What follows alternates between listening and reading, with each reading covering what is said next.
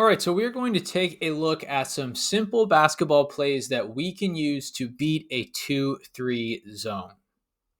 Let's look at this first play right now. So when we're looking at this play, our white team here is going to be the offense. So this player with the basketball, this player here, this player here, this player here, and this player here. And the blue team is going to be the defense. As we can see, they are set up in a 2-3. Okay, probably going to have this player move back a little bit just due to the nature of how we're set up right now. Highly doubt the defense is going to let somebody, be wide open down here. Okay, so this first play, we're going to beat the 2-3 zone with a very simple method, a very simple screen. And the person we're going to be focused on screening is this player right here, number 5. Okay, so here's how this is going to look. We're going to start like this. We're set up. We're going to shift things over to the right a little bit. Okay, we're going to have the ball right here. We're going to shift things over to the right. Now, as that happens, we want to get the ball in down here to number 5. Okay, that is the focus, right? Number 5 is who we're going to look for, but we're not going to do it quite yet. The first thing that we're going to have happen is we're going to have number 4 basically screen number 5 by sealing them, right? They're basically going to post up, turn their back to them, and basically take number 5 out of the play. Okay, we're going to have number 4 do this right here, right? We are sealing number 5. As that is happening, number 5 on our team, we're going to swing the ball over here to number 2, and number 5 on our team is going to look right here for the basketball. They're going to be cutting through, and we should be able to get them the basketball pretty easily. If we're not able to do that and number 4 cheats to stop the ball, right, we also have an opportunity right here to pass the ball to number 3. To pass the ball to number 3 for an open layup. Or if this player, number 4, decides to come and help out onto number 5, number 3 can start cutting and use their momentum for a wide open layup themselves. Or they can stay behind the 3-point line and we can kick it out to them for a 3-point shot. Okay, let's reset it once more. Number 1 is right here. Number 2 is right here. Okay, we have number 5 on the high post, number 4 on the low post, and they are set up in their 2-3. Okay, number 2 is going to shift this way. Number 1 is going to shift this way, and we're going to feed the ball from number 1 to number 2. Okay, again, number 4 is going to come seal number 5. They're going to turn their back to them and basically post up to eliminate them from the play. Number 5 is going to cut. If we can get the ball into number 5, that's going to be a wide open layup. If number 4 decides to stop the 2-3 and cheat a little bit, then we're going to kick it out to number 3. So 2 options there. The number 3 can shoot the basketball or can drive it to the basket and use their momentum that they have. And, they've already beat that first defender because that first defender is here helping out on number 5 on the white team. So a few options here. That is a good way to beat the 2-3 zone. Let's look at some other ways. All right, so as we can see right here, we have our 2-3 zone, right? And in this situation, the blue team is the defense. So they're in their 2-3, right? They have 2 players, that are, handling the 3-point line extended, and then they have 3 players back here who are handling the key, right?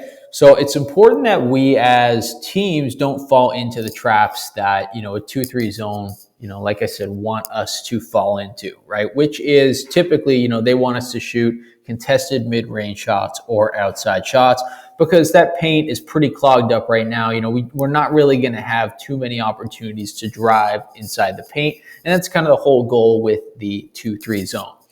Now, for us, logically speaking, we want to look at it as basketball teams and say, how can we beat the 2-3 zone? How can we, take next steps on the 2-3 zone? And, from just about every play that you look at, and we'll look at some plays now in a minute, but it all comes down to this 5-man right here, right? We want to throw things off by getting the basketball to the 5-man right there. So we want to, find a way to get this player the basketball. Now, that's going to force this, 2-3 zone to move up a little bit. Right? That 2-3 zone, this player right here is going to feel, naturally speaking, that they need to guard this player, our 5-man, because if not, our 5-man can just shoot, an uncontested mid-range shot, even, inside the free throw line, inside the key, right? They're going to get an uncontested mid-range shot, or that's a one-on-one game, right? Depending on how they're playing, how close they're playing, right? This is just a one-on-one drive into the basket, right? And we don't want our defense wouldn't want our 5-man being able to do that,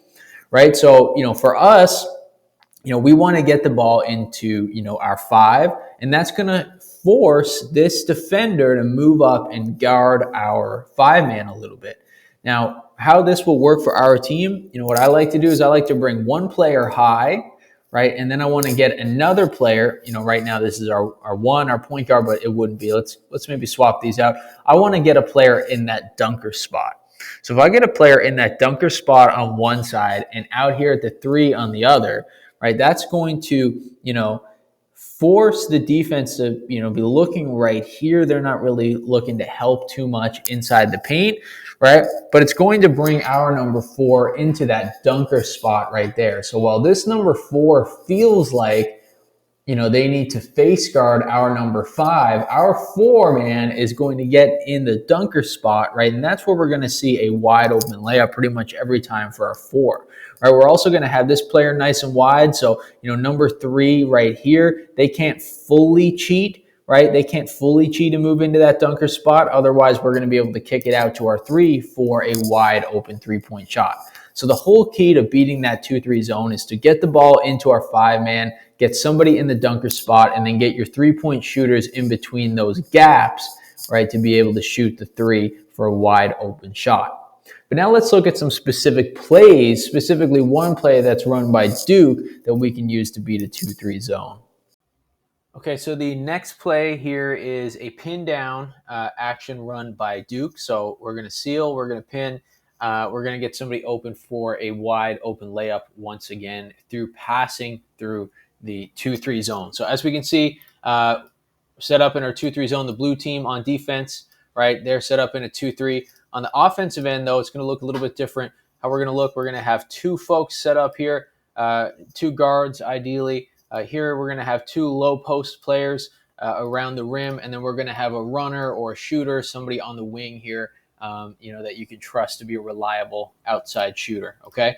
So what we're going to have is, these 2 players on the top of the 3-point line, they're going to be passing the ball from side to side. And as that happens, number 3 will move with the basketball, okay? So, if we do it once to get the defense moving is usually what you'll see, with when Duke will run this plays, they'll pass it once, from 1 to 2. So we'll get a pass right here from 1 to 2. And as that happens, right, we're going to have our wing player shift over here, right? Then we're going to have the 2-3 zone kind of shift a little bit as well, right? Obviously, because they're playing zone defense, they're going to move a little bit, right? But that was just kind of a decoy for us to get things moving a little bit. So we're going to end up passing the ball back. And that's going to, bring the defense over a little bit as well, right? We're going to see the defense shift a little bit, right? And they're 2-3. And we're going to have now our wing player run back over here, okay?